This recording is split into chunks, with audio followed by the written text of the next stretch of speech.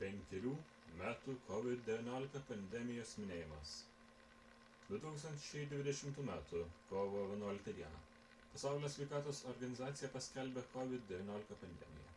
Pasaulis sustojo, gatvės ištuštėjo, ekranai tapo mūsų langais į pasaulį, o kaukės kasdienybės dalimi.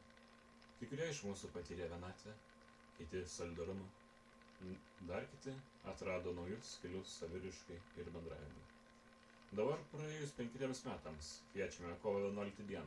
17:30 susitikti virtualioje erdvėje, šiame atvirame viešame nuotoliniame minėjime. Tai galimybė prisiminti, reflektuoti ir galbūt naujai įvertinti, kaip pandemija mus pakeitė. Ir ką iš to laikotarpio įsinešame šiandien. Ką veiksime? Simbolinis ritualas. Pakelsime puodelius, virtualiai susidaušime per ekranus ir išgersime už praėjusius metus.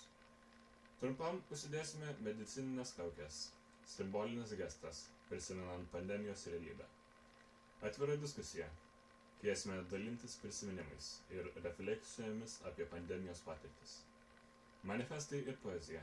Skaitysime tekstus apie pandemiją ir nuotolinį darbą, izoliaciją ir bendrystę. Šis renginys yra atviras visiems. Prisijunkite, ar tai būtų dėl nostalgijos, ilgesio, noro pasidalinti, ar tiesiog patirti kartu. Čia yra prisijungimo nuorodą galima matyti. Jeigu kyla problemų prisijungiant, rašykite šio renginio diskusijoje arba asmeniškai man. Renginio pradžios laikas preliminarus ir gali būti koreguojamas atsižvelgiant į dalyvių galimybes. Sekite naujienas ir informaciją apie renginio laiką, ji bus atnaujinama prireikus. Jei turite klausimų ar norite prisidėti prie renginio, susisiekite.